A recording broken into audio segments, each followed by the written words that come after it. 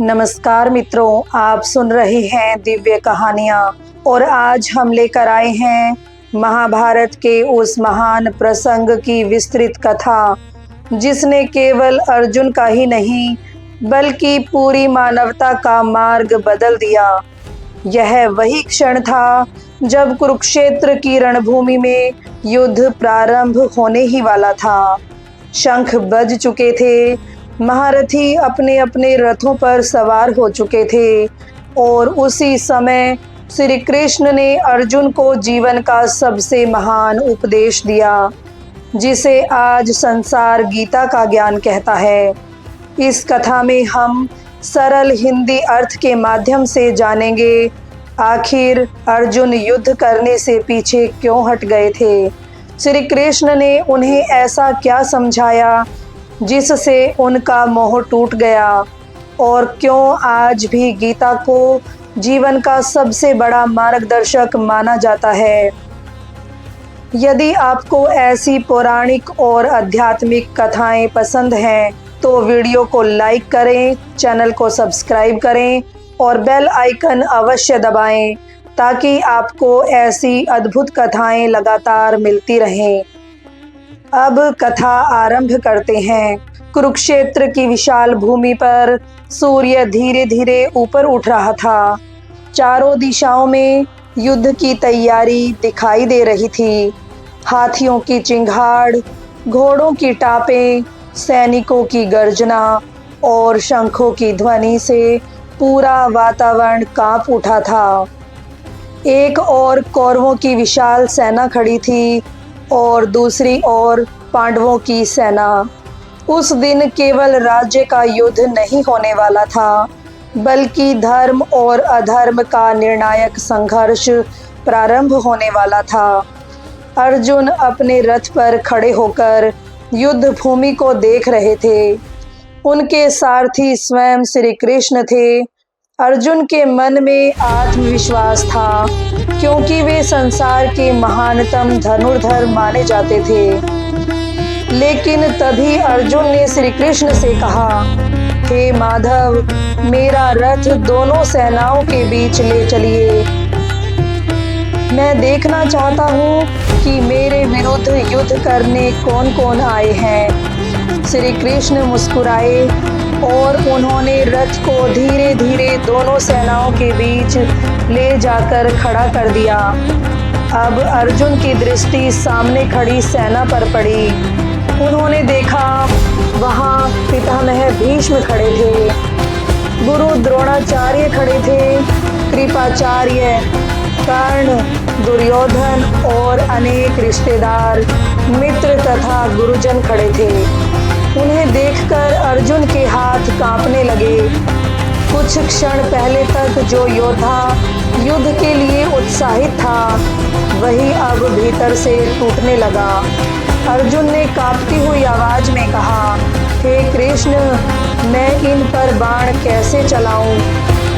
ये मेरे अपने हैं, मेरे गुरु हैं, मेरे पितामह हैं। इनके वध के बाद यदि मुझे राज्य भी मिल जाए तो उसका क्या लाभ? मुझे विजय नहीं चाहिए, सुख नहीं चाहिए, ऐसा राज्य नहीं चाहिए जो अपने ही लोगों के रक्त से प्राप्त हो। इतना कहते कहते अर्जुन की आंखें भर आई। उनके हाथ से गांडीव धनुष ढीला पड़ने लगा। शरीर कांप रहा था, मन भ्रमित हो चुका था। उन्होंने कहा, हे केशव, मेरा मन विचलित हो रहा है, मैं युद्ध नहीं कर पाऊंगा। इतना कहकर अर्जुन रथ में बैठ गए। उधर दोनों सेनाएं युद्ध प्रारंभ होने की प्रतीक्षा कर रही थी, लेकिन पांडवों का सबसे बड़ा योद्धा निराश होकर बैठ चुका था। तब श्री कृष्ण ने अर्जुन की ओर देखा। उनकी आंखों में करुणा भी थी और गंभीरता भी। उन्होंने शांत स्वर में कहा, अर्जुन, यह समय दुर्बल बनने का नहीं है। जिस मोह ने तुम्हें घेर लिया है वह तुम्हारे ज्ञान को ढक रहा है। अर्जुन बोले, लेकिन मैं अपने ही लोगों को मारकर कैसे सुखी रह सकता हूँ। तब श्री कृष्ण ने धीरे धीरे अर्जुन को जीवन का सबसे गहरा सत्य समझाना प्रारंभ किया और यहीं से गीता के दिव्य उपदेश की शुरुआत हुई। श्री कृष्ण ने अर्जुन की ओर देखा और कहा, अर्जुन, तुम जिनके लिए शोक कर रहे हो, वास्तव में उनके लिए शोक करना उचित नहीं है। यह शरीर नश्वर है, लेकिन आत्मा कभी नहीं मरती। जिस प्रकार मनुष्य वस्त्र बदलता है, उसी प्रकार आत्मा भी शरीर बदलती है। अर्जुन ध्यानपूर्वक सुनने लगे। श्री कृष्ण आगे बोले, जिसका जन्म हुआ है उसकी मृत्यु निश्चित है। मृत्यु के बाद पुनर्जन्म भी निश्चित है, इसलिए मृत्यु से भयभीत होना अज्ञान है। कुरुक्षेत्र की भूमि पर बहती हवा मानो शांत हो गई थी। अब अर्जुन का मन धीरे धीरे श्री कृष्ण के वचनों में डूबने लगा। श्री कृष्ण ने कहा, हे पार्थ, तुम्हारा कर्तव्य धर्म की रक्षा करना है। एक क्षत्रिय के लिए धर्म युद्ध से बड़ा कोई कर्तव्य नहीं होता। अर्जुन बोले, लेकिन हे माधव, यदि युद्ध में मेरे अपने ही नष्ट हो गए तो? श्री कृष्ण मुस्कुराए और बोले, मनुष्य का अधिकार केवल कर्म करने में है, फल पर नहीं। यदि तुम केवल परिणाम के भय से अपना कर्तव्य छोड़ दोगे तो यह तुम्हारे धर्म के विरुद्ध होगा। फिर श्री कृष्ण ने अर्जुन को कर्म योग का ज्ञान दिया। उन्होंने समझाया कि मनुष्य को बिना स्वार्थ और बिना अहंकार के अपना कर्म करना चाहिए। जो व्यक्ति केवल ईश्वर को समर्पित होकर कर्म करता है, वही सच्ची शांति प्राप्त करता है। अर्जुन अब ध्यान से प्रत्येक बात सुन रहे थे। उनके मन का भ्रम धीरे धीरे दूर होने लगा था, लेकिन अभी भी उनके भीतर अनेक प्रश्न उठ रहे थे। उन्होंने पूछा, हे कृष्ण, यदि मनुष्य का मन बार बार भटक जाए तो वह क्या करे? तब श्री कृष्ण ने कहा, मन चंचल अवश्य है, लेकिन अभ्यास और वैराग्य से उसे नियंत्रित किया जा सकता है। फिर उन्होंने भक्ति का महत्व समझाया।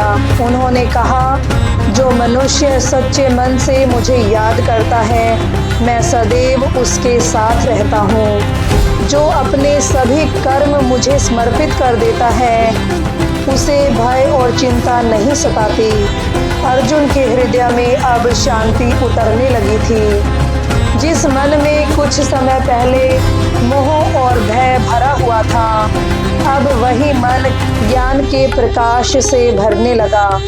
लेकिन तभी अर्जुन के मन में एक और जिज्ञासा उत्पन्न हुई।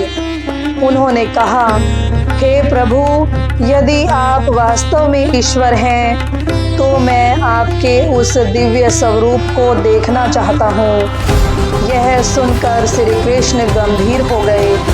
उन्होंने कहा, अर्जुन, मेरे विराट रूप को साधारण नेत्रों से नहीं देखा जा सकता।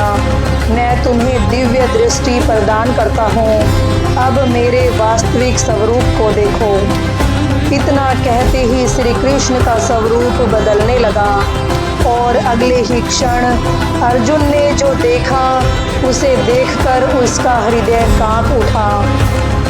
अर्जुन ने देखा कि श्री कृष्ण का शरीर अब साधारण मानव जैसा नहीं रहा। उनके भीतर पूरा ब्रह्मांड दिखाई देने लगा।